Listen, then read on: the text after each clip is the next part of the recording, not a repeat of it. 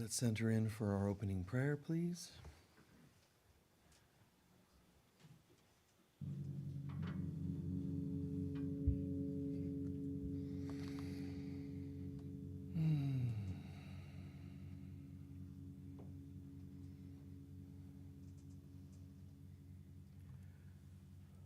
Heavenly Father, Mother God,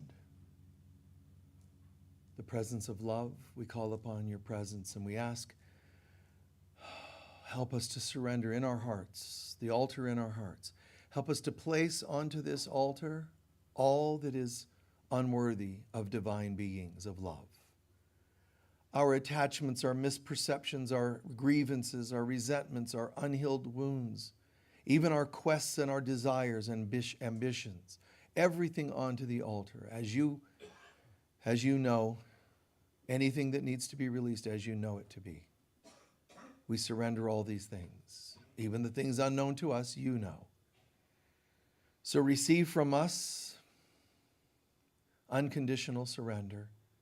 Help us to release this as much as is possible.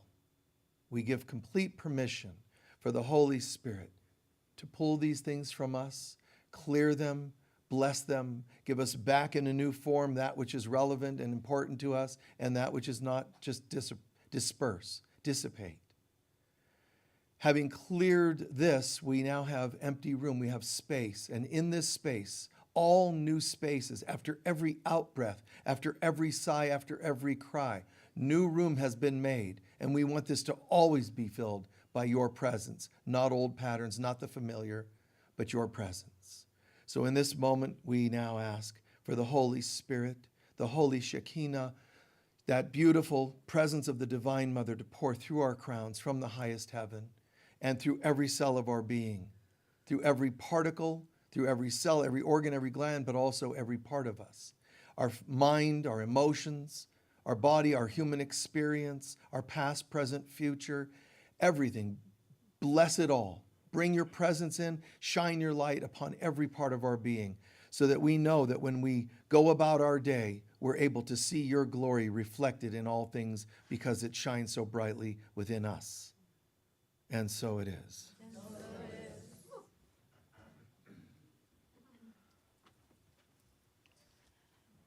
Please join me in reading our mission statement, which you'll find on the white cards in the seat backs in front of you.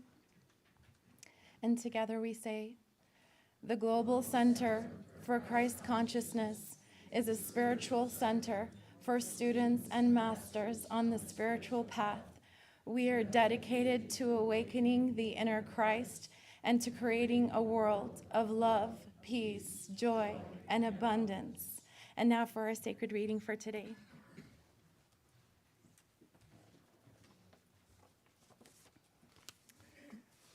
From A Course in Miracles. The holy instant in which your divinity dawns upon you is only as far away as your desire to experience it. Your holiness and the holy instant will seem to remain far from you. But the more you desire to experience it, by that amount will you bring it closer. Think not that you can find salvation in your own way and have it. Give over every plan you have made for salvation in exchange for God's plan.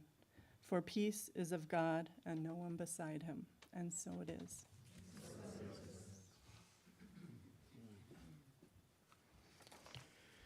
Good morning, everyone. Thank you. Thank you for being with us again today. If you don't mind, I'll ask if you have any things that are near and dear to you, important to you, any struggles or glories that you're experiencing, whatever you want me to discuss today or cover today, please share. Silence. The deeper meaning of joy. Okay. Energy clearing. Sustaining miracles. Okay, hold on.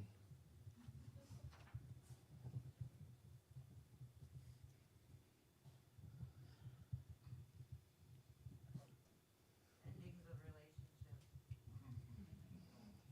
Okay. Thank you. Anything else? Okay.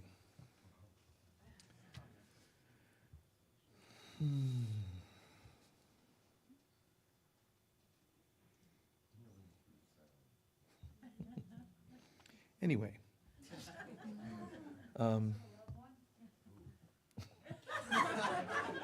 What? What is that? Loss of a loved one? Okay. We're good.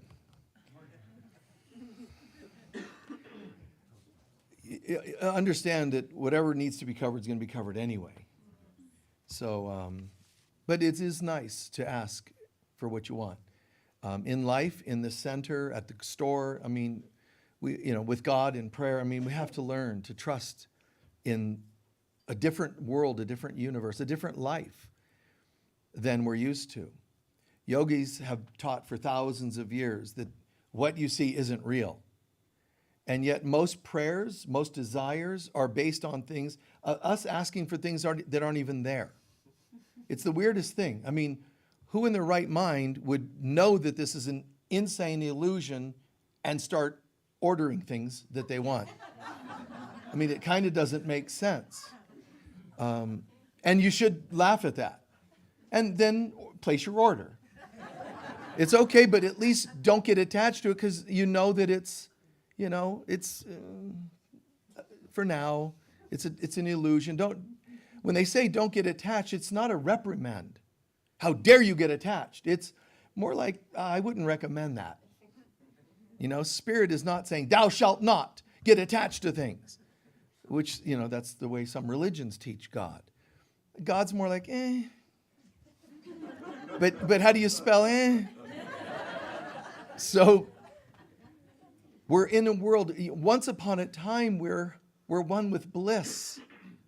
And we're loving love. And love is loving us because we're love.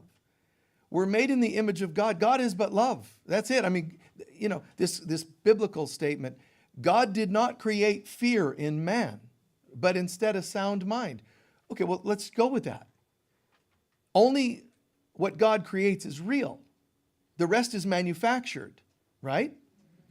The rest is made up or manufactured. So if only what God creates is real, and God did not create fear in man, then you don't have fear, which means you have to manufacture it, which is only going to happen when we make up an ego self instead of there's the light of God.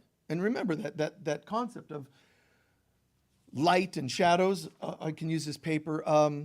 There's the light of God, and God says, let there be light, poof, and now we're part of that light. Can you see you separate from God? No, we're just one with the light of God. But at some point we said, but what if we get in the way and now we cast a shadow? And now people are, going to therapy to discuss their shadow. The therapist should go, well, welcome. Move. And now you don't have a shadow. That'll be $150, or whatever. And I'm not dissing it. I don't mind. I mean, you go to shadow therapy, and I understand that. What it means really, because it's kind of ludicrous, but on the feeling level, on the compassionate level, it's an okay thing for people to get in touch with their hurt. Not because it's who they are, but it's because it's something that's in the way. So let's talk about the hurt. Really, all you have to do is get out of the way, but that makes you feel disempowered and unheard. So let's talk about your hurt. Well, there's a thumb and a finger and a middle finger and a palm, and it's all in the way, and we talk about it. So your therapy will help you move this piece and this piece, eventually dissolving the layers of the shadow. But where did the shadow come from? It wasn't God created you in its image and left you with a shadow. That's not anywhere in any holy book. We made it up. We cast our own. We decided to say, but what if we're not perfect love? What would we look like? Well, the perfect light wouldn't be there anymore. Now something's in the way. And that's why the concept of how do you know, if you get real ambitious and you have that question, how do we know when we're there? Because I feel really like I've been doing Course in Miracles for a week and a half now. So I feel like I should be there. When do I know that I'm fully enlightened? I know Buddhist sutras and all kinds of fancy things, yoga master, etc. How do I know when I'm there? It's really simple. If you can walk in the mud or snow and not leave footprints, you're probably there. If you leave footprints, then just shut up and just enjoy, keep doing your work. Because the thought of, am I there yet, is not God. God wouldn't question itself. Am I there yet is your ego, so call it for what it is. And when I say words like shut up, that's just my flippant way of being silly. It's like enough. And it's okay for you to say that to yourself. Human beings don't understand one word, it's will, willpower or will. It's an amazing simple word because capital W is the will of God. You are actually the will of God. I will for you to be. Boom. And then we're floating around with lowercase w going, I will not do this. I will not do that. I will fall in love. I will hate that person because they didn't love me back. The will is completely scrambled. But so is creation. It's not a capital C anymore. We don't create, because to create, you have to co-create with God. Even people that are using manifestation techniques, it's very simple, because people will say, Michael, do you agree with that? Well, let me ask you, did you tether yourself, which is where the word yoga and yoke comes from, did you tether yourself to God and then do your visualization or manifestation techniques? Well, no, because I was told I am God.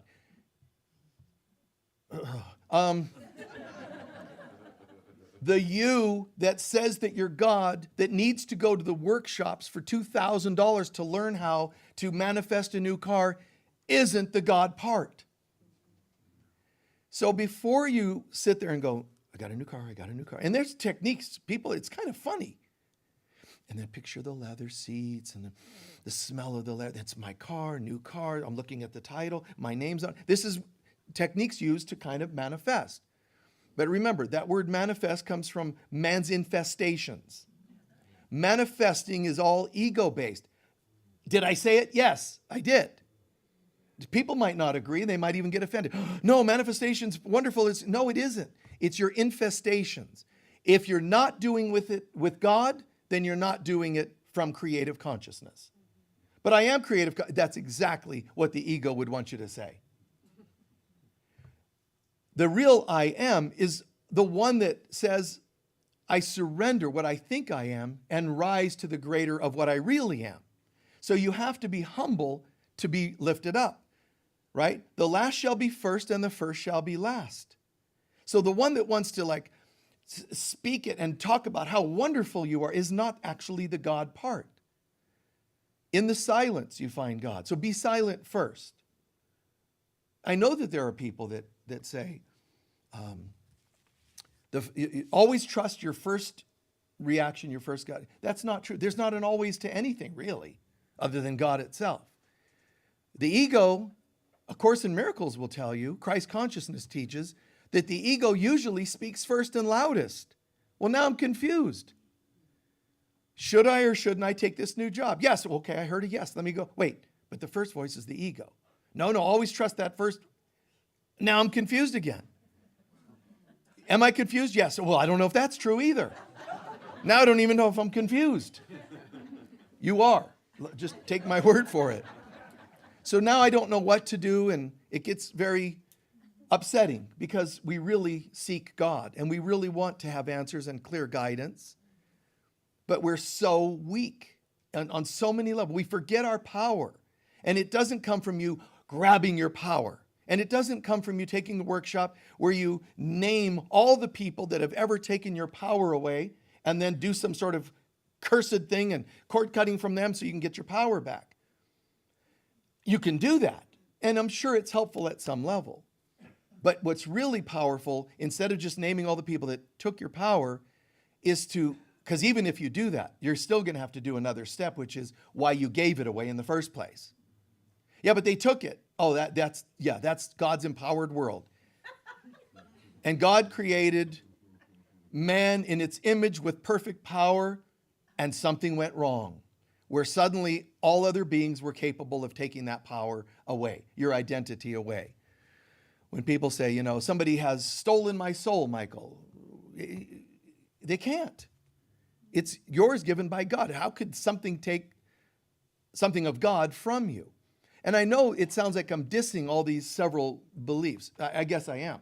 But not in a bad way, not in a way that's to make you feel bad. It's to make you laugh at how many different ways we disempower ourselves. You will have to go through the shadow work. You will have to go through inner child work. You should absolutely work on family of origin stuff. You should absolutely look at addiction and the source of behind your addictions. Absolutely, these things can be looked at and should be looked at. You absolutely will develop techniques at some point, or a desire to do techniques such as, I want to manifest a car, blue car, okay, blue. Yep, I can. You go through all that stuff. But there's also just first, let me breathe into the center of oneness with God first. I know that's inconvenient for the person, I want my car. Just shut up for a minute. God first. Center into God. Okay. Then from that center, now manifest, now look, now create. I call it co-creating. Now co-create the car. Because what's happening is you're tethered to God as your source, the power plant, to really feed the creation. You follow? You're bringing it about like an actual blossoming. It's organic because you center into the source of life and then you manifest life. So Jesus can't say, I'm going to bring a girl named Talitha back to life, a girl that was dead and then he brought her back to life. Or Lazarus come back to life. He had to be plugged into the source of life to give life. He didn't defeat death. That's not what he didn't fight the spirit of death. He just chose, that's powerful will, he chose the spirit of life. Now, he didn't say, I'm choosing the spirit of life, and there's going to be a war now between the spirit of life and the spirit of death, and I might win. You could get to a point where you know so clearly who you are, which is what God is. God is so absolute, perfect, love, peace, joy, oneness, etc. And I am part of that. Now I'm plugged into that. So now to manifest or create, co-create a car, I'm coming from that place. But I find myself, what's different is, it feels like an extension, like, well, of course, a car. And it would be a really good car and it would function well. It would have, good systems and all that. The idea of I'm going to create a car is still from the ego. Both are creating a car, but why is one appropriate and one I'm saying is not? Because one, you're coming from an organic place, from the spirit of creation. The other, you're unplugged from that. You know what you have to do when you're not plugged into source? You have to work harder to get it. You have to make it happen. You have to think about it more. Such as Jesus saying, hey, Jesus, they say in the Course in Miracles as well as in other teachings throughout history, Jesus, should we ask several times for something? And he's going, why would you? Why would you need to? If you're really plugged in, you don't have to. Blue car, blue car, blue car. You don't have to. It's, got it. And it's done. Jesus didn't have to go, Lazarus, come forth. Please, please, please, please, please, please. Everybody's watching. I'm going to be humiliated if you don't. And, the church of crossed fingers, I call that. Hoping and wishing. It's called the difference between being and doing. Efforting. The less you're plugged in, the more you have to exert effort for something to happen. And there's another way of saying that. The more you have to fight people to convince them of political ideas or economic ideas or whatever it happens to be, the more you have to fight with them, the less you know. Because when you know, there's not much to do. If you're asked, you open it up and it flows. It's beautiful. But that's an organic process. The difference between knowing versus doubting, and then the doubting leads to doing, efforting, to convince somebody of something. Even if it's a partner.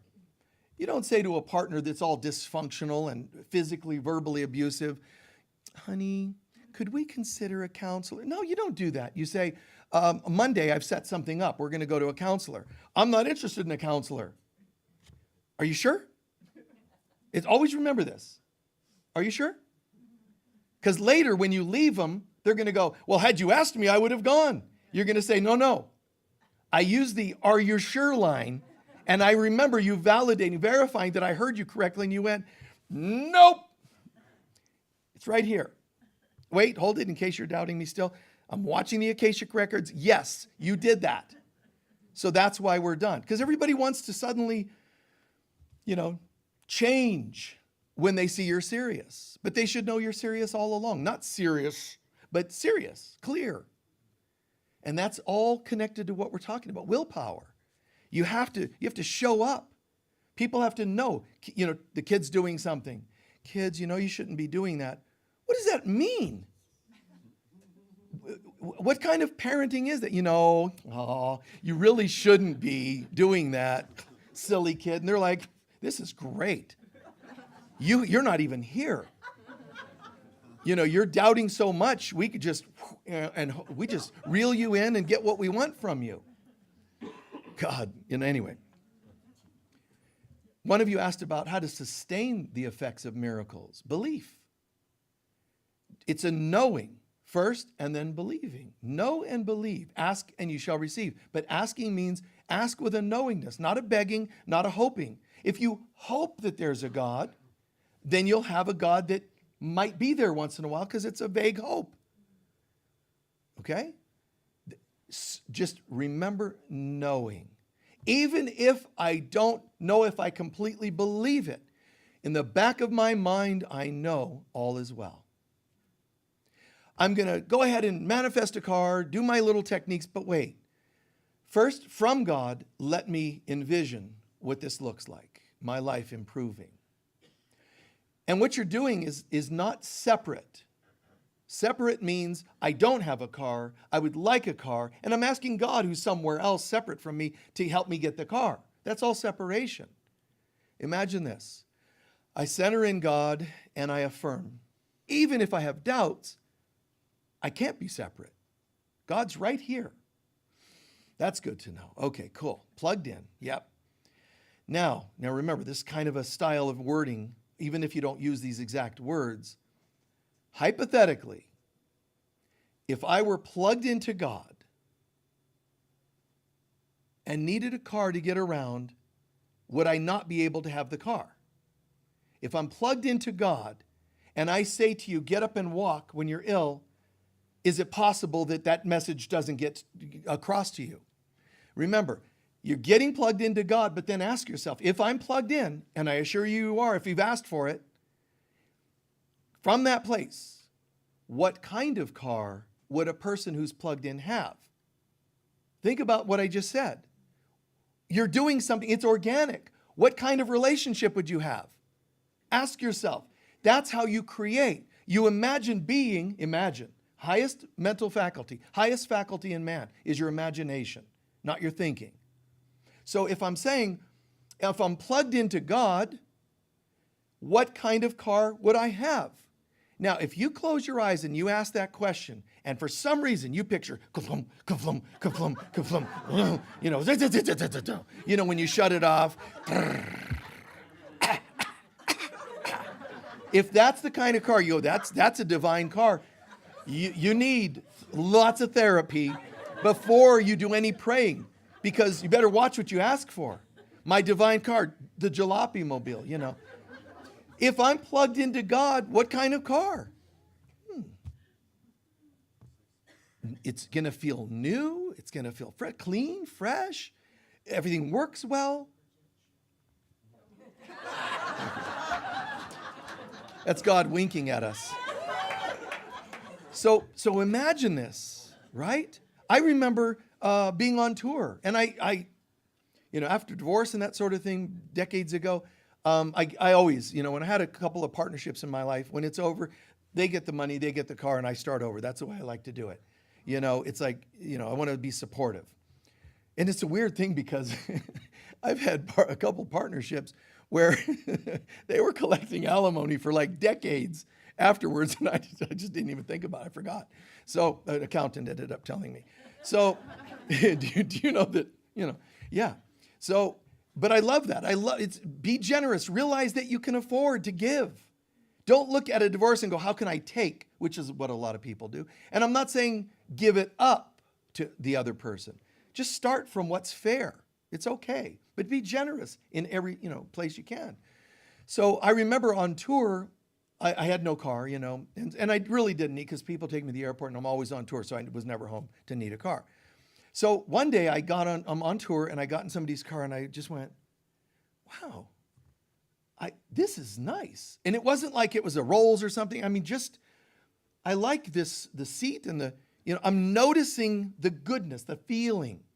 And I said to myself, it's time to get a car, and this is what I'm looking for. And I got one. See, but it was organic.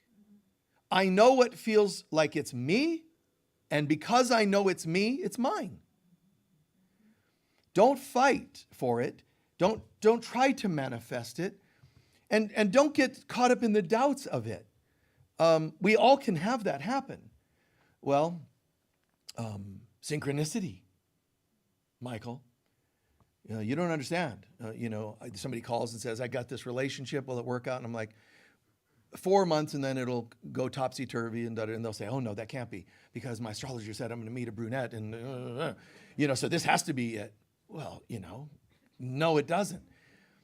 Because synchronicities are not always about God being in sync with you. Sometimes you're just manifesting what you want and you don't want to hear anything else. So somebody says, I want to manifest a new car. And then I got in the car today, I turned on the radio, and lo and behold, there was an ad for a car lot in town. So that's clearly meant to be. Maybe. If it's me, I'm going to want to see repetitive confirmation and dramatic enough to let me know for sure that that's for me. Just because some little thing pops up, that's what all stimulation is about.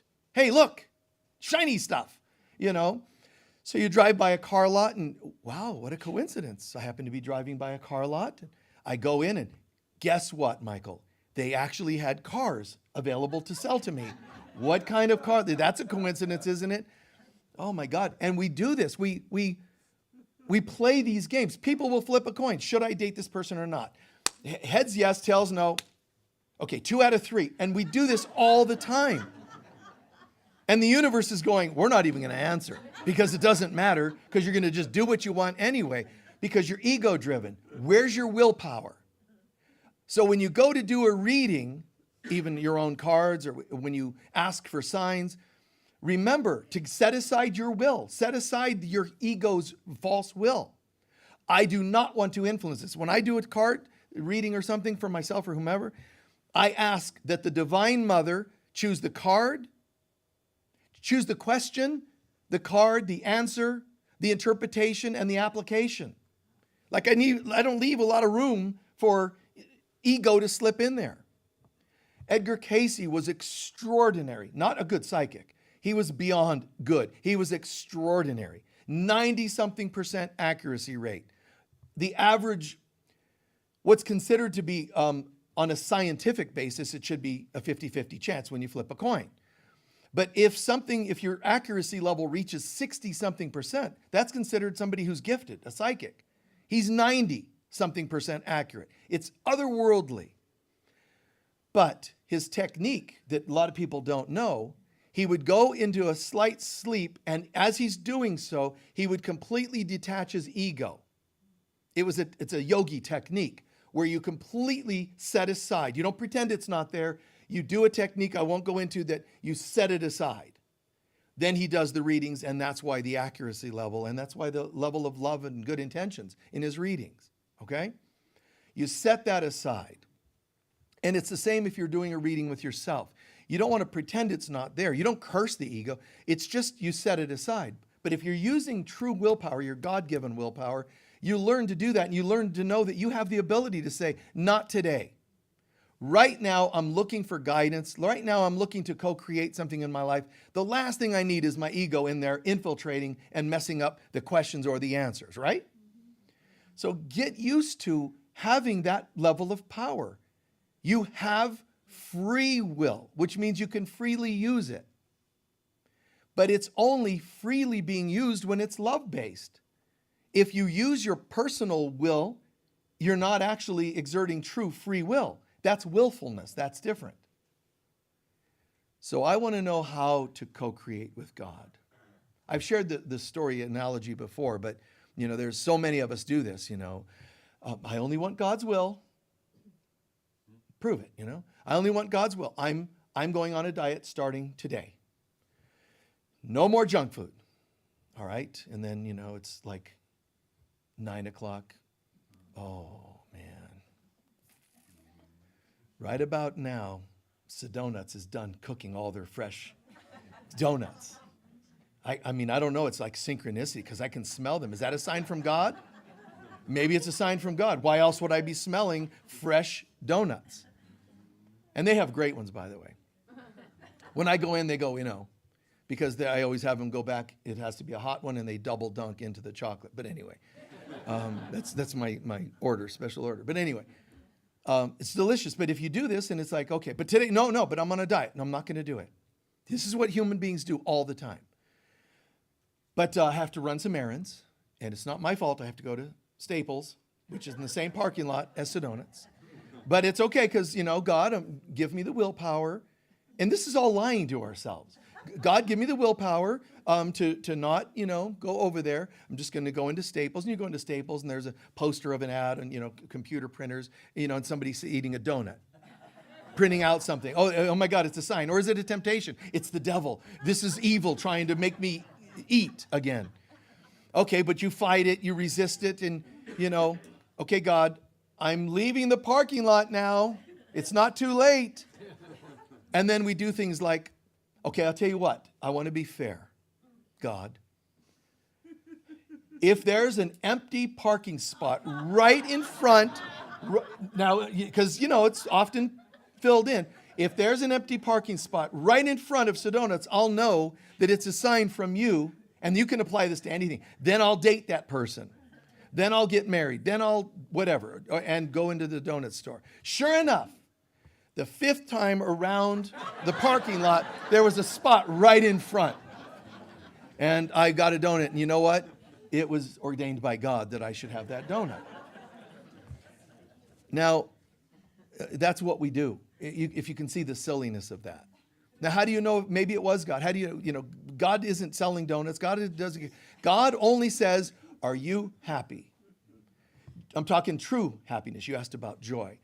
The true definition of joy is, I feel the presence of God and my cup runneth over. Joy looks like that. It's not excitement. That's different. It's not fleeting happiness. I'm so happy. It's not that. That's more like a human emotion. Joy is a heart, not a human emotional chakra. Joy is in here. It's a divine feeling, not a human emotion. So it fills up. Something in me is just like amazing. It feels just plugged in.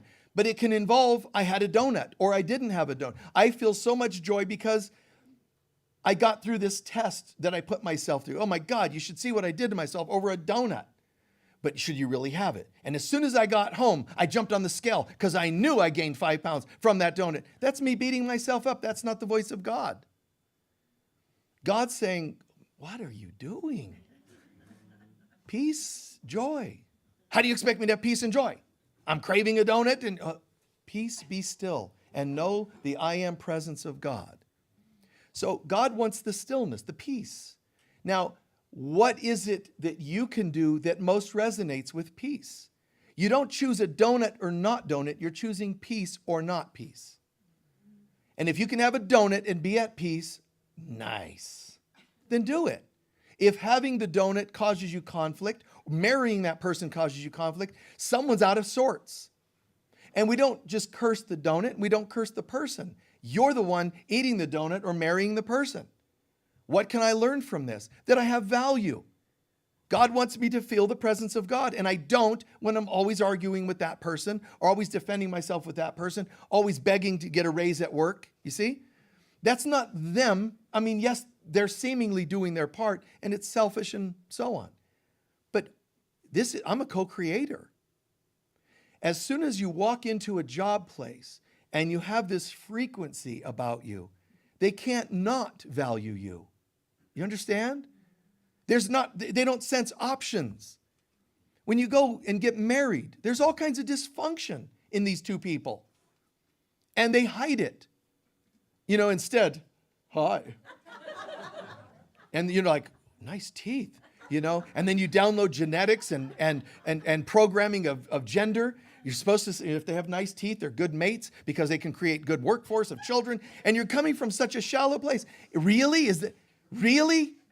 Date a dentist. I mean, just shorten it up and just stop looking to just get to a dentist who probably takes care of their teeth, if that's as shallow as you want to be.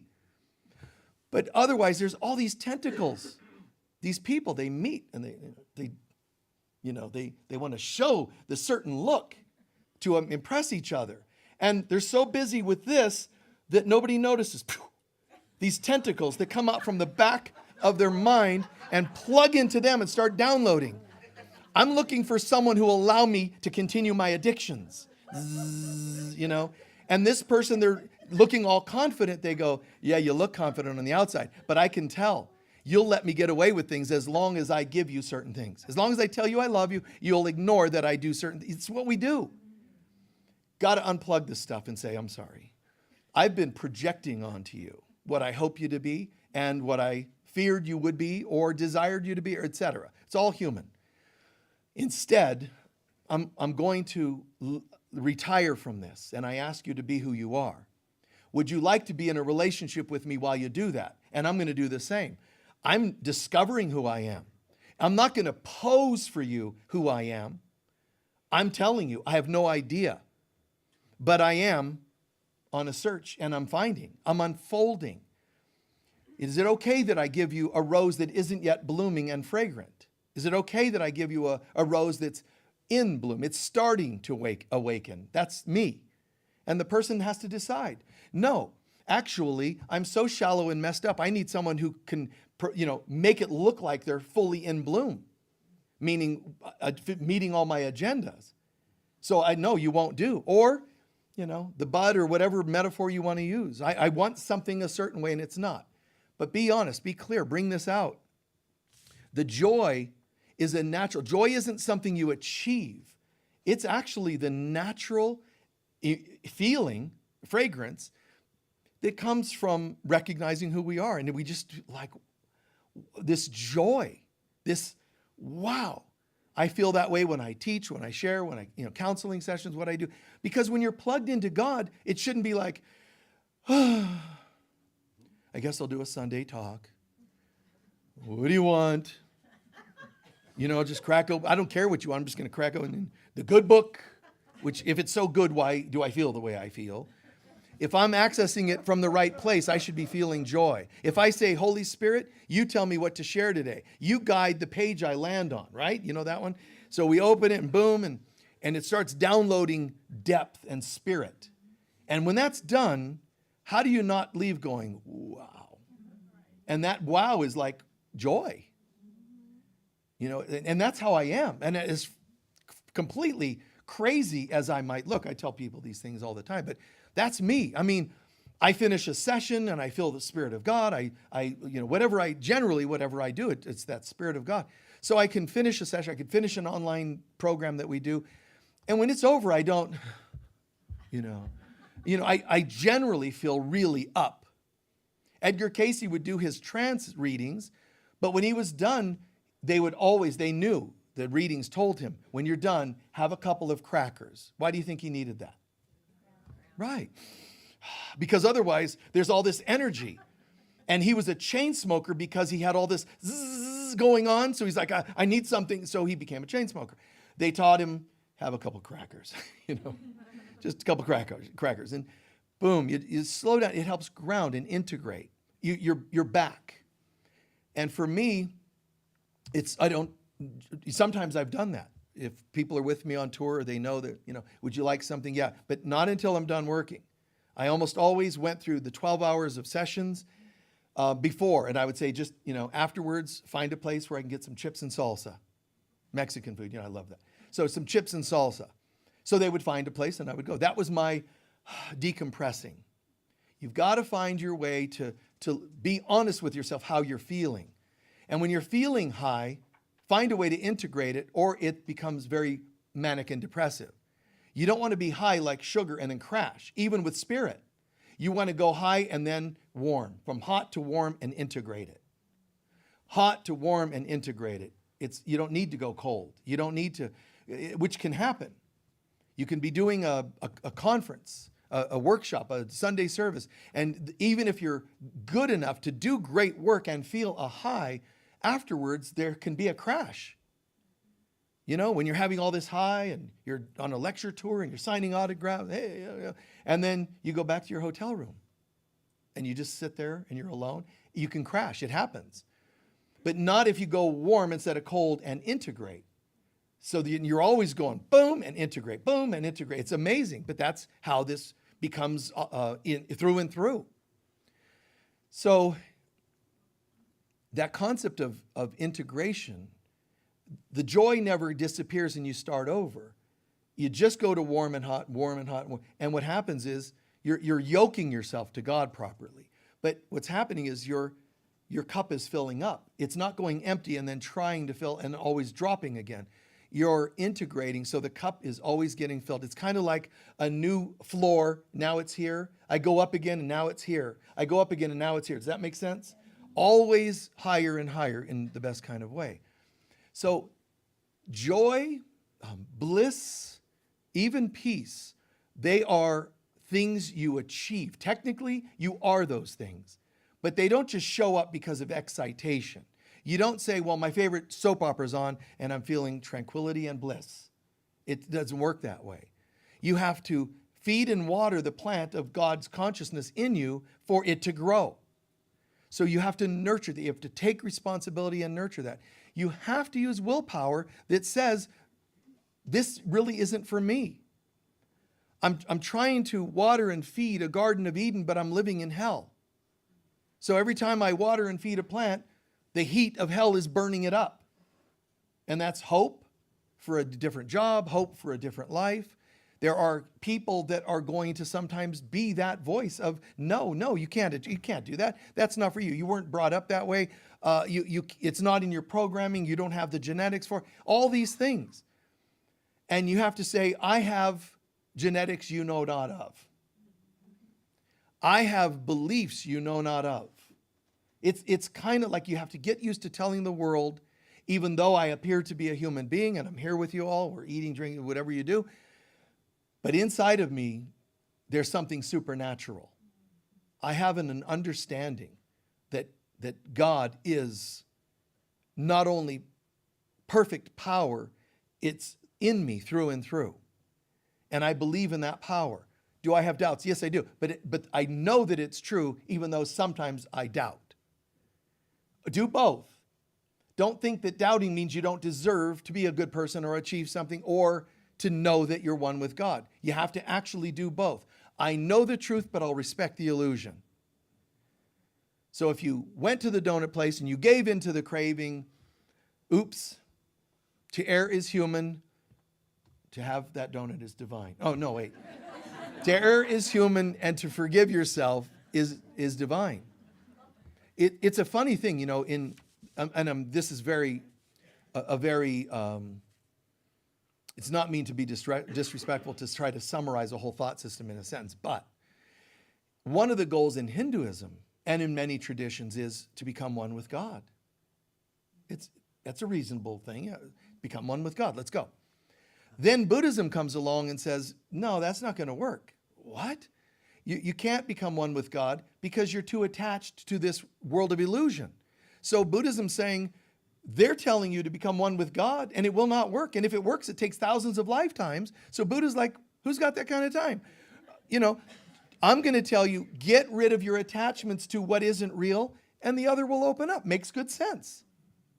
Christ consciousness comes along. I'm not talking about the religion of Christianity, but Christ consciousness comes along. And here's the first thing it does. Validates both. Great to become one, and you have to let go of illusion. Beautiful. See the bridging of that? Instead of two systems that look like they're warring a bit. No, that's true. And yeah, that's true. But it adds one weird piece. It doesn't get philosophical, the oneness and the illusion and sitting and, you know, dispersing the illusion and overcoming cravings. And it's not all that. It adds, Christ consciousness adds one piece. Whatever you do in the oneness or the illusion breaking, ask the mother to help you. You follow? I mean, that's like, wait, what? Well, yeah, you're into oneness, but just ask the mother to guide, the Holy Spirit, the divine mother to guide you on your path to oneness. Oh, it didn't invalidate it now, it empowered it. How did it empower it? Because it gave you the Spirit, the mother that births you every day into a new self. She knows everything you need. She knows every obstacle you'll run into. So she'll get you, if you want the oneness, and you get to decide, I want to go oneness, not dispersing illusion. She'll help you with that and shorten the learning curve. Or I want to really overcome illusion. Help me with that. Or whatever else pathwise you choose. That's, if there's a shortcut at all, it's that. It's calling on the help of the Divine Mother. It isn't about the intellectualisms and how many books of each and memorizing. And I'm a yoga practitioner. I've got to memorize the asanas and postures and so on. Somebody was saying recently about how some of the teachers are telling you, come on, you've got to perfect those asanas. And I'm saying, no, that's not true. That doesn't make any sense. Of myself, I am nothing, but the divine in me is everything.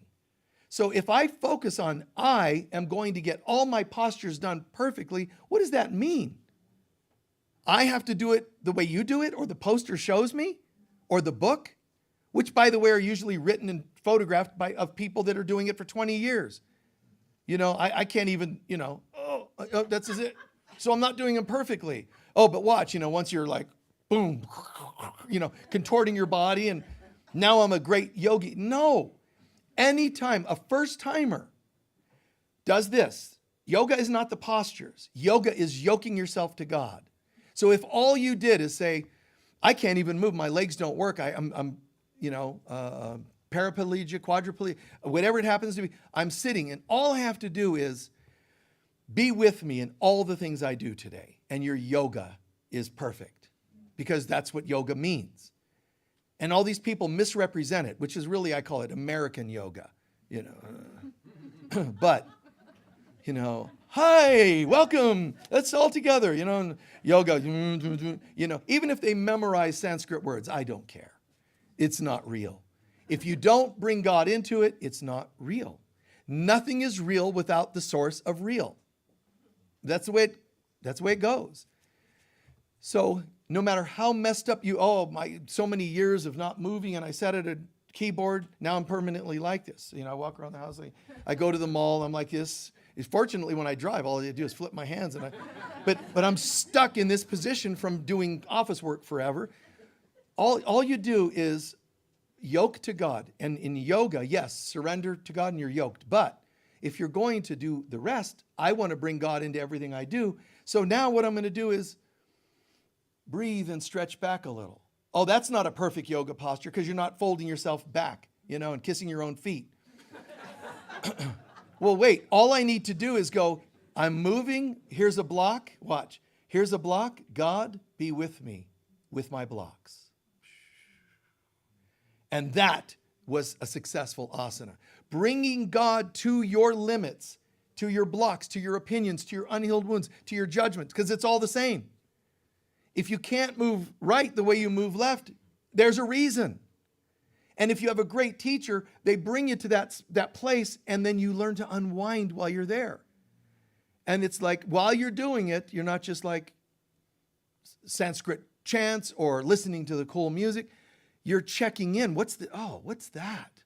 Oh yeah, I remember him. You're moving, and it's called cellular memory, because if you move consciously into a posture consciously, then you're sort of unleashing whatever was stuck there.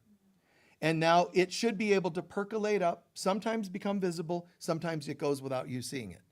The point is, my intention is, I bring God to it. And if God is light and this is darkness, light came to the darkness and illuminated it. And now I can move more freely. That's yoga in its true meaning. And it's not always just the work on spots. It's also the praise, to sing, you see? To sing when you're doing these things, to sing and dance. That's where dance originally came from.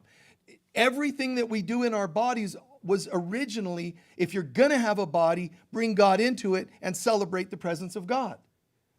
You know, when you go into a spiritual center, there should be a feeling of the presence of God. You know, if next Sunday you all arrived and I was, somehow shifted into, you're all going to hell, and the good book says, and I'm all like sweaty, and you're going to hell, and you're a sinner. If I were you, I probably wouldn't stay there, other than praying for me. This dude, he had it together, but whoa, he lost it, That would be the only reason to stay there, if you're sane. But there are places you go, no, I'm not looking for that, the lovey God stuff. I need somebody to beat me up and tell me I'm going to hell. If that's what you need, then there's places for that. But the presence of God should really be one of love. The book of Revelation, horrific stories in there. And this is going to happen and that's going to happen. I know. This is going to happen and that's terrible things are coming to the world. And that's true prophetic stuff. Some of it is historic. It's all factual, but facts and truth are not always the same. So the facts are, this is going to happen, this is going to happen, that's going to, and so on. The facts are, this is likely our destiny in terms of prophecy. But truth of God says there's other things outside the box. So Revelation isn't, here's what's going to happen to the world. Revelation happens to me when I begin to the journey of towards Christ consciousness. If you look at the book of Revelation, it's very simple. It starts off with the author, John, in meditation. It ends with becoming one with God. It's called the wedding. Bless you. You follow?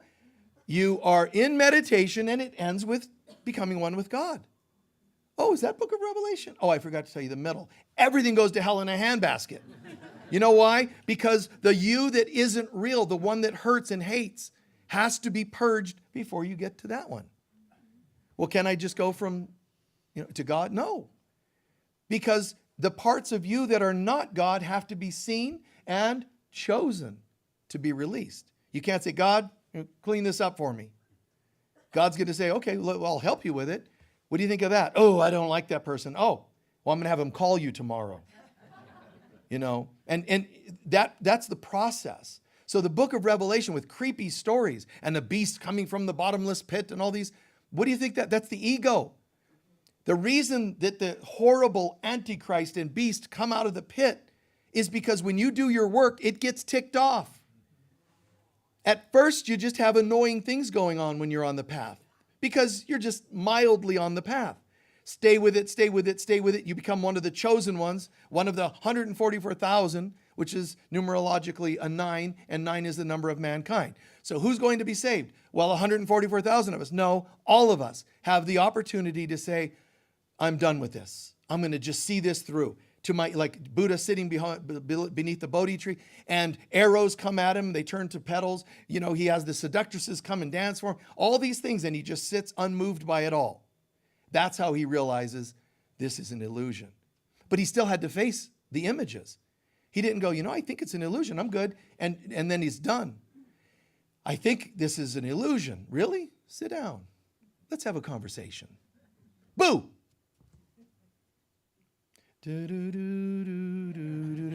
Just, no. He didn't peek. But, it's to realize nothing moves me anymore. And that's a really challenging thing. It might sound like, oh, that's the way of the mystic. I still have stuff to do with my life. It's hard to be between those and know the truth and respect the illusion. I deal with this all the time. I have to think of why to eat because there's no food that really does it for me.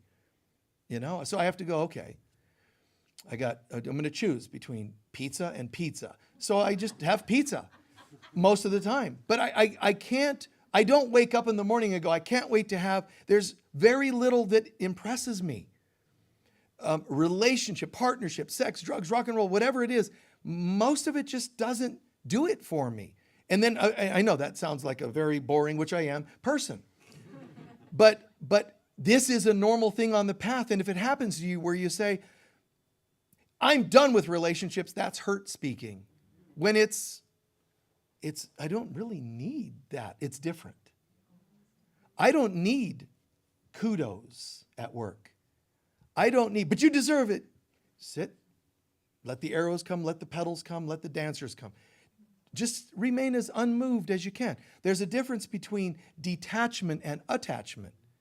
You want non-attachment. That's different. Detached, too cold. Attached, too hot. Warm. Goldilocks. Find the warmth. You feel clear. It's nice that you compliment me, but I don't live needing it. It's nice to have food, but it doesn't make or break my day. And there's nothing wrong with going, that hit the spot. There was something about that. As long as you know it isn't the food that hit the spot. Something in your consciousness had to have been high enough to have an experience of joy today. And it isn't. I got a raise at work. Now I'm feeling joyous. That's a lie, because you don't get divine feelings from human stimulations. You see? It has to have been from work you've done. This is so weird. I lost a loved one. One of you asked about that. I lost a loved one, but I feel more centered about it than some people think I should. That's healthy. That's actually righteous. Or somebody's mad at you and they don't want to talk to you anymore. Okay. Not cold. Not, oh, please. It's just, I don't feel caught in these things. And it's a strange way to live. Okay? It is. It's a strange way to live. You're kind of caught up in this, world, and all of a sudden, I feel okay. I don't need my parents' approval. You're like 99 years old, and you're still waiting for your dad to say, I'm sorry. And he's been dead for 40 years. And you're still waiting for, honey, you were right. You're a wonderful child. Guess what? I had a miracle happen. My dad told me I had value. Well, I'm glad for you, and that's good. But inside I'm thinking, why did you need it? If he was that insane, why did you need him, of all people, his approval? You don't need anything like that. You're a child of God. So center into God and imagine a new life. That's a really, really powerful technique. Remember what I said. Center into God and imagine now, plugged in, what kind of a day might I expect? Not, here's the day I want. Plug in, and what would be the natural gifts that come from plugging into God? See, it's different. Less ambitious, less needy, less attached. No, this is just obvious now. I'm going to have this conversation with somebody today. It's a challenging conversation, but wait.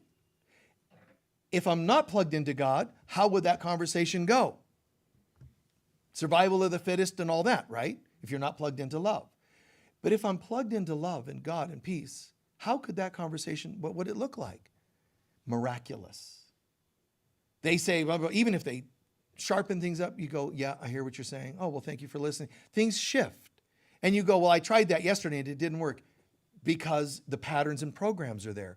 Stay the course with Spirit. Stay the course knowing God's with you in all things. And let it all the old programs, let them fall away. And they will. And sometimes it's the form of certain addictions and sometimes certain people, and they fall away. I'm sorry that that's going to happen, but I'm not, because it's the right thing. If you're setting the course saying, I'd like to vibrate to an 8 out of 10, why are you upset when the 2 falls away? Right? But we do. And that's not God saying, oh, it's the ego saying, I cannot stand the idea of you not having the things that bring you down.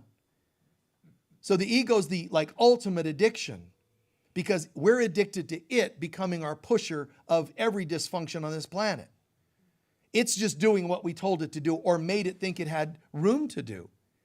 When it comes to screw up your life and it sees you going, it's like, oh, bloody hell, what do I do with that? Boo! Doesn't matter. You could lose your job. A lot of jobs are going this year. I heard.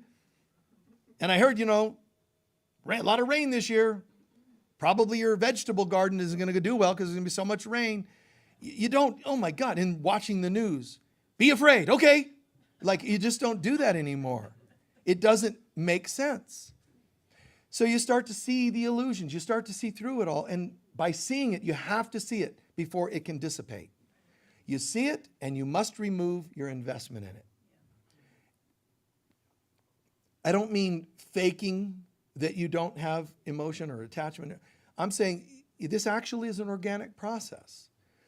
The more you practice this, the more you live this, the more you give yourself time to breathe. When someone says, I'm thinking of breaking up with you, they're thinking about it. What, are you going to let me know? Do I have 10 days? Let me help you. Seriously. Well, let me help you. I'm going to help you along. Humpty Dumpty. Let me just, just let's get it done. Human beings do not know how to do that. Human beings love to be enabled and enable themselves and each other. Just keep enabling all the dysfunction. They don't like when someone shows up and says, hold it. Okay, that's done. We're not doing that. Here's what we're going to do, and so on. And I'll close with this. I've guided people in, counseling people who are CEOs of corporations and big companies and all that. When they come to me and they say, I got this corporation and it's successful, but it's breaking me. I mean, the work and the stress and the employees are doing what they want. They take advantage because I'm very loving. They show up late and nothing happens and so on and so on. You see, they're conflicted, and divided we fall. It doesn't go well. Me being divided, it doesn't go well. When you're living divided, when you know something's right, but you still do something else, you're conflicted and you're divided. And some part of you will have to suffer the consequences. It could be your liver, it could be your mind, it could be emotions, but something's going to be the result because you're living conflicted. That's why I say watch and notice where on a 0 to 10, how do you rate your relationship? How do you rate your job? How do you rate your health? Stay aware of this because it should never drop below a 7. Not because I'm being ambitious and type A about it. I'm saying that represents healthiness to me. You go, well, if you're a counselor, ask people. If you're a friend, ask people when they say, struggling with my relationship. How do you rate it? What do you mean? 0 to 10, how do you rate it? Oh, like a 3. Why are you there? Change what you can and accept what you can't. But change what you can should come first. That's backwards in some programs. You first step up and change. And how, honey, we're going to go to a counselor. You change what you can. You make adjustments that come from your soul, your heart, God. And we're going to do those. If someone fights that and they don't want to make the changes, that's an answer. If I know we're going north and you, even without speaking, are trying to get me to go south, turn here. Not even saying because I want to go south. Your passive aggressive or your aggressive ways of sabotaging that I'm going north, it doesn't mean I have to hate you. We're not going the same direction. So let's be clear. Be clear about who you are. What's rating low? And if it's rating low, change some things to get it higher or let it go. But if you keep living in that, it's not going to go well. Does that make sense? Yeah. Become a more conscious participant in your life. I want that donut. Is that good or bad? Well, where's it coming from? Well, I saw an ad and they look delicious. No, but where's that coming from? Craving. What's the craving about? And here's what happens. Sometimes you're craving that delicious donut and you think, but I should be allowed to, yes. But my body craves it, whatever all your reasons. Beyond those, deeper and deeper, you realize, you know why I want a donut? Sometimes there might be superficial other things, but deep down, there's a symbolism. I'm lacking sweetness in my life. And the donut tells me I'm getting sweetness, but it isn't going to give you sweetness. Now, so don't have the donut. No. You get to have your cake and eat it. Here's how you do it. God, I'm going to tune into you for a moment. I got to tell you something. Wow. Best donuts in Sedona or in the northern hemisphere. Great donuts. They're delicious. You heard it. And God's like, get to the point. Okay, well, they're delicious. And they taste great, but I'm sitting with it, and I know that it symbolizes I want sweetness, which can only come from God. So God, give me the sweetness that you are, because it's all I ever really want is God. When you think you're craving sex, what you really want is God. You think you want a relationship, you really want God. You think you want children, underneath it all is oneness with God. Believe it or not. But does that mean don't do anything? Well, no, because I'm here. So God says instead of anti-donuts, only go with God, it's really trippy God says, how about both? Oh, how do I do that? By bringing me into your yoga, bringing me into your donut experience. God, I thought the donut was going to give me something, but it can only come from you. So, the sweetness of God, I feel your presence. Now, when I go to have the donut, if sometimes you go, I don't feel the craving for the donut because I filled up. Other times, you still have the donut, but you're having it with God. Pretty good, huh, God? Huh? This is pretty good, huh? Divine. This is divine. It's okay. So you're still allowed to do things, but you no longer do them as, well, this would be a God experience. This is a human experience, but I do this separately. That's no longer, don't do anything separately anymore. Become yogis, become yoga masters by yoking everything to God. Be with me while I eat this. Be with me while I'm in the courtroom in a divorce. Be with me while I pee. Be with me when I shower. Be with me while I mow my lawn. That's the whole point. Start every day. Be with me throughout the day. If you slip and forget, tether again. Oops. Let me call in your presence. Give up what was annoying that surfaced and call in God's presence. Does that make sense? Yeah? It's fantastic. Living a life plugged in. Please take a few centering breaths.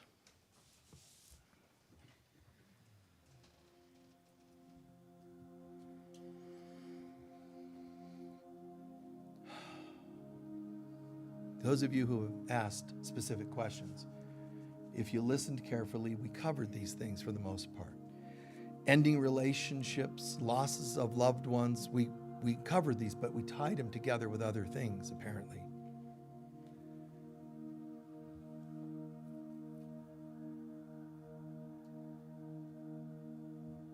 Remember, don't fight so hard with the donut craving. Don't fight so hard with, if I was spiritual, I wouldn't mourn the loss of a loved one. Who told you that? It's okay. Allow the human stuff, but do it differently. God, I'm feeling a lot of tears coming on. Be with me. See, what you're saying is, God, I want you to make sacred my crying. I'm going to scream my rage into a pillow. God, be with me. Sanctify this moment. Even though I'm going into all this human screaming, it's okay, but ask God to be with you. Because what humans do is they do one separate from the other. At best, they do the spiritual stuff once in a while. We are not supposed to be human beings having an occasional spiritual experience. We're spiritual beings having a human experience. So just know that the priorities. I am as God created me, and I will to be the Christ on earth. Only when you're in a state of love and that you've consciously chosen to plug into God are you actually accessing will, true will or willpower. When not, then you're compensating because you're disconnected, and now you have to use willfulness to get things accomplished. When beings in the past were still in touch with their power at a high level, they could say to rocks, become a block and stack upon the other, and use levitation-like techniques, which was in consciousness. They also used sounds and tones, but in consciousness first. After a while, they had to build things to raise the rocks. And then tractors that need fuel, and so on and so on. That's efforting. They break their backs trying to do the work that they could have simply, like a sculptor, here's what I'm seeing beneath the rock, and just only carve away the rock that isn't part of the statue. It can be effortless. So in this moment, Father, Mother, God, in this moment, Holy Spirit, we're asking you to help us by spontaneously bringing something up from the depths of our being that we most need to work on at this time in our lives. It could be a work incident, it could be a relationship, communication, hurt feelings, whatever. Let the Holy Spirit bring something up that is consciously or unconsciously needing to be worked on. The image of a person, the image of a situation, a workplace, a home project.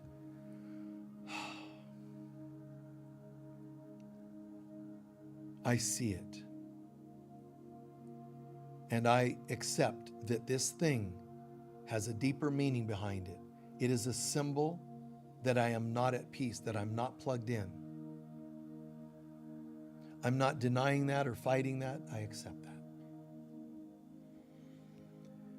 And Father, Mother God, I've got this thing and I've tried to push it away, which encourages separation.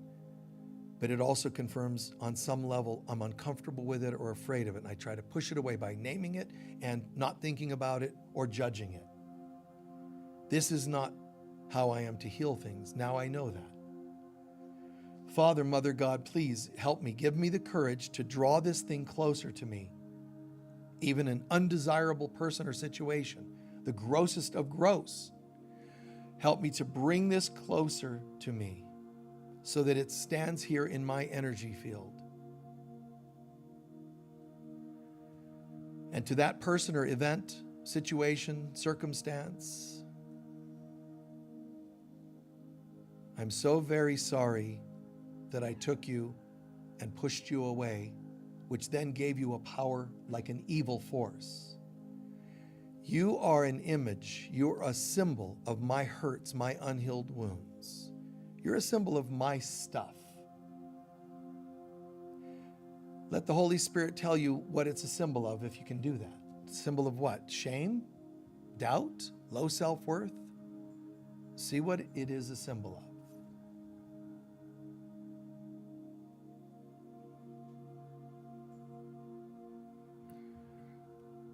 And if you're open to it, how is that so? How is that a symbol of something like that? Let it just kind of unravel and show itself. Because what it means is, if I were to continue with it pushed away, it means you're actually choosing to never heal it. You're choosing to have it as a saboteur in your life, although from a distance. No, that's not my way of life anymore. I choose the will of God. The will of God is that this be seen through the eyes of God. God, how would you have me see this person or event? How would you have me see this? Does it have power over God? Then it doesn't have it over me. That is, does it have an ability to actually harm God? Then it wouldn't have power to harm me. Is it impossible for this thing to fade away? No. That's how I see this. This thing, whatever you are, any part of you that is a mirror of my hurts and wounds, you begin to dissipate now into the nothingness that you are. Any part of you that's real, that's love, that's of value at all, I breathe you into my being. But at the end of the day, nothing is left in front of me. Unhealed parts are healed, completed, done, and the healthy parts of it are integrated into my being. So this is perfectly done perfectly.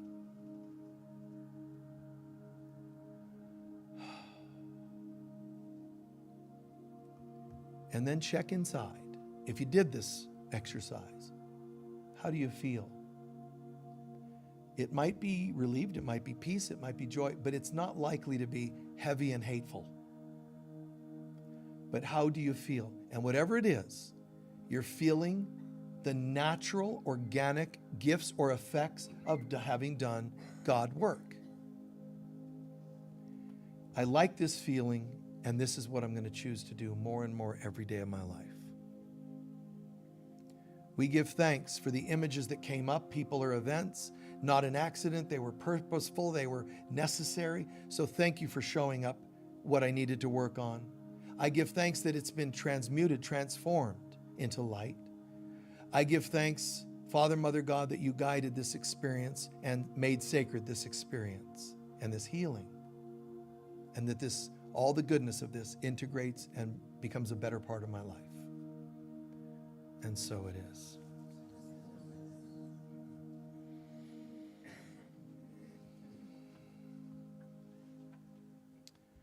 Very nice. Thank you.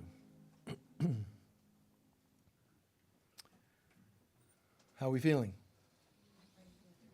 Good. Good. Good. Take a few moments to breathe that in and integrate that.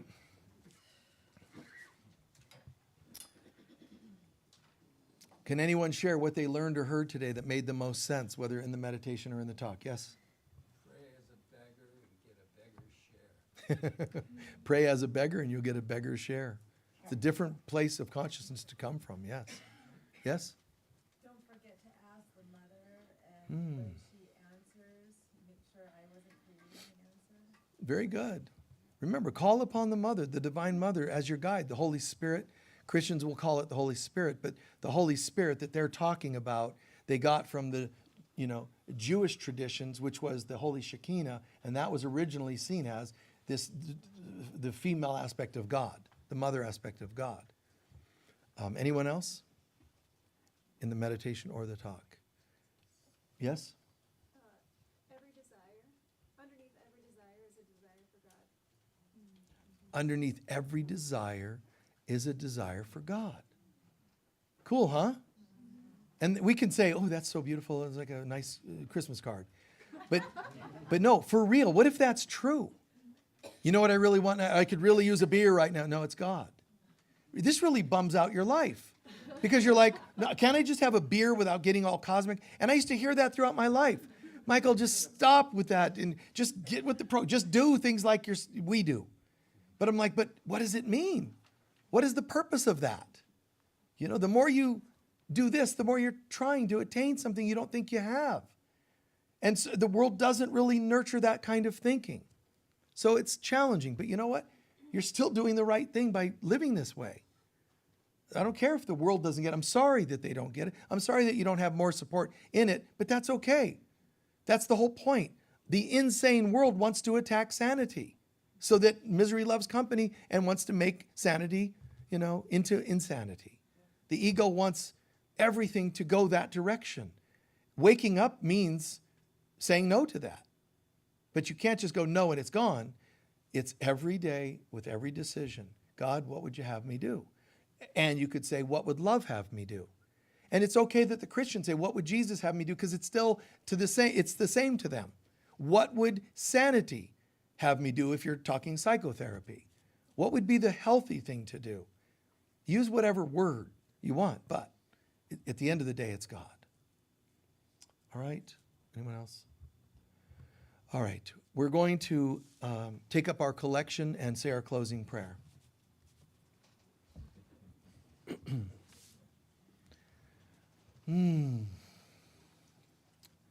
Please be as generous as you can be. And not just here, wherever you go, know that you are made in God's image. Guys, be generous. Here, be generous. Give what you can. It's right.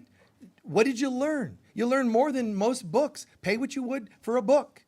You learn more from most workshops. Give like you would at a workshop. But I'm also saying, remember to give to servers in restaurants and wherever you can afford, extend. Show people that they have value by saying thank you. The donations that you can afford. But say thank you. You don't have money because you earned it. You're a steward of it. What are you doing with it? If you have a great smile, what good does it do to lock up your smile? Share it. Bring your light in whatever form it arises and your talents happen to be. Bring it to the world. The religions that taught you that's all evil, you need to shut it all down, they lied to you.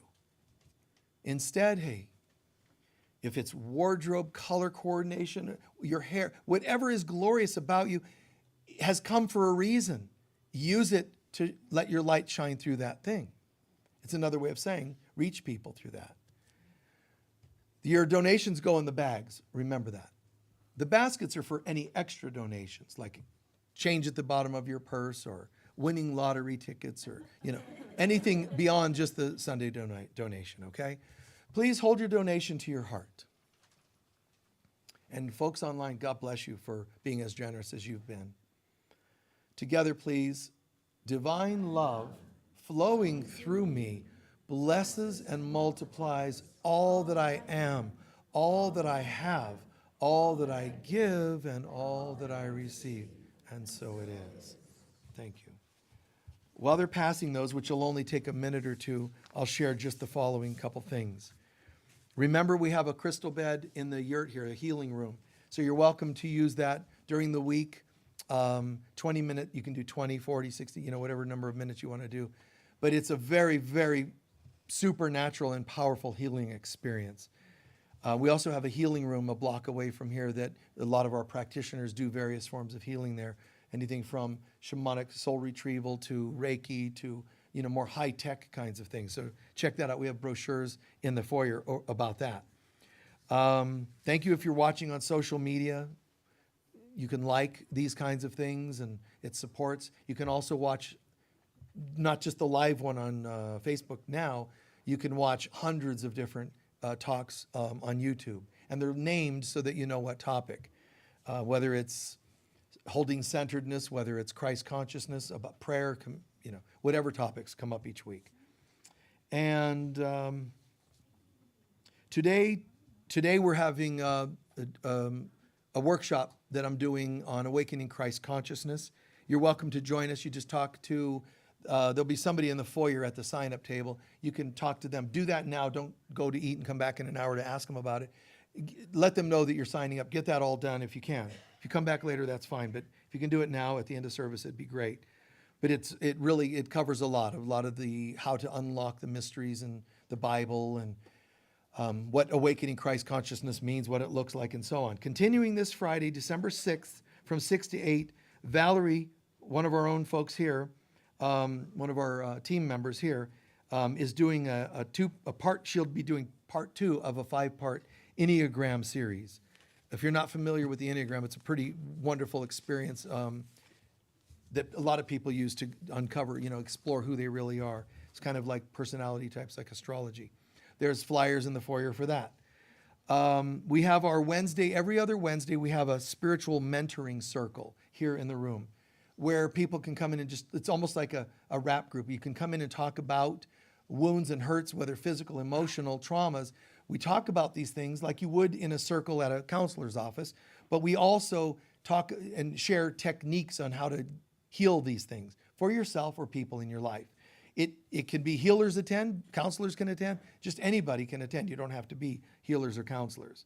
And lastly, Robin Rose and Liana are facilitating an angelic communion workshop on Sunday, December 14th. They're going to address that from an angle of the Essene path. Not exclusively that, but it's an angel workshop.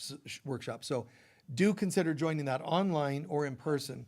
But I highly recommend it, especially since they're going to be incorporating some of the Essene communions. The Essenes were an eccentric, wonderful spiritual sect of people that lived a couple thousand years ago. And they went on for hundreds of years as a community. But one of the things they did was communion with angels and with God every day. And it's very powerful because there's specific things you do to have that experience of joining.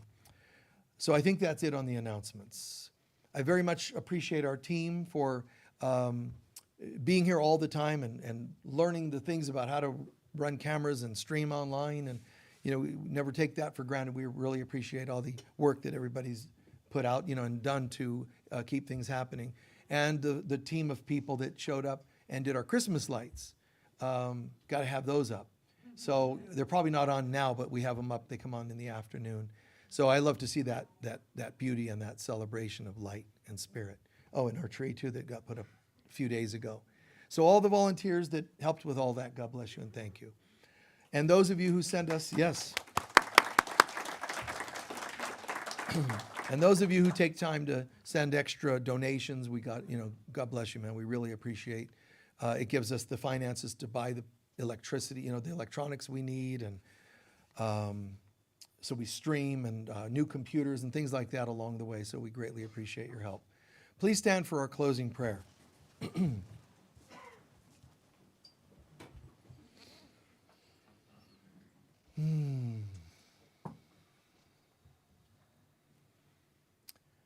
Gratitude, gratitude, gratitude. Thank you, thank you. Think of all the gratitude, the people that help us put things together here. Handymen, contractors, team members, volunteers, admins, everybody that shares here, those that donate, those who attend, not just Sunday, anything we do here. And God bless you, 12 steppers that step up and try to change your life by attending those groups on a regular basis, saying no to the old hurtful, addictive lifestyle and say, you know what? I'm going to make some changes in my life. That's a very beautiful thing you're doing. The light of God surrounds us. The love of God enfolds us. The power of God protects us. The presence of God watches over us. Wherever we go, God is, I am, we are, and so it is. Peace be with you all. Thank you.